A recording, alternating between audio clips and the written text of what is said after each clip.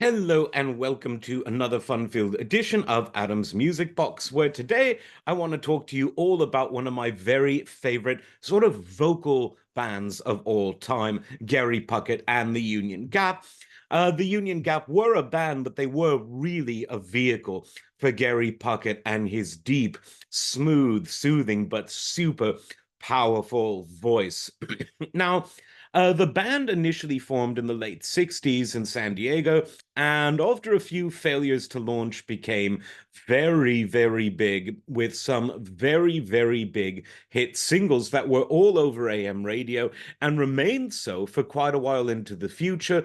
And once the oldies format sort of got going, they became a fixture on that because they never really made it out of the 60s, but they helped to create a quintessential 60s sound. I would say that if you're being honest about things, that music like Gary Puckett is just as much a part of the 60s as your Jimi Hendrixes, as your Joni Mitchells, as your Crosby, Stills, Nash and Young, just because they weren't political per se, they were dominant musically at that time.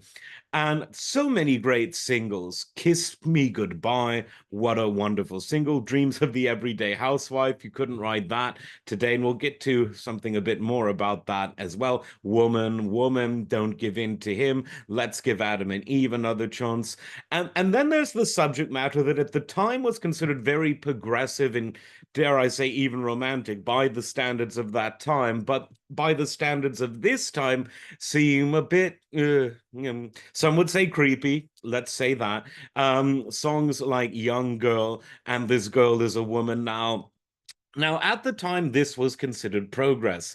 Because it was in the 60s, if you weren't having physical carnal relations with someone else, there was something wrong with you. You must be Barry Goldwater. That was what the hip culture thought then, where now it seems weird that a man, albeit in his 20s, but nevertheless dressed in a Civil War uniform, singing about a young girl, it makes people feel weird. But look, he didn't write the song, he just sung it. It was popular at the time, but listen for the actual musicality, listen for the voice. And he's got plenty of songs that are about normal relationships and divorces and things like that. Over You, I guess there's just no getting over you. Lady Willpower, another great one.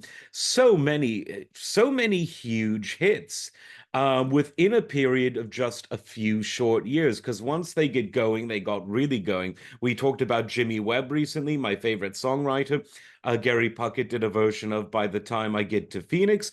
And even though the Union Gap broke up, Gary still tours to this day. And if you look at some of his videos from relatively recently, you'll see that he's still got a voice. His pipes were really, really profound. He was just a great singer, and he's having a grand old time doing that oldies circuit. So if you want to hear the sound of the 60s that might not make it onto your VH1 style documentaries because they weren't particularly political, check out Gary Puckett and the Union Gap, because if you were driving and put on your AM radio in 1969, that is what the decade sounded like.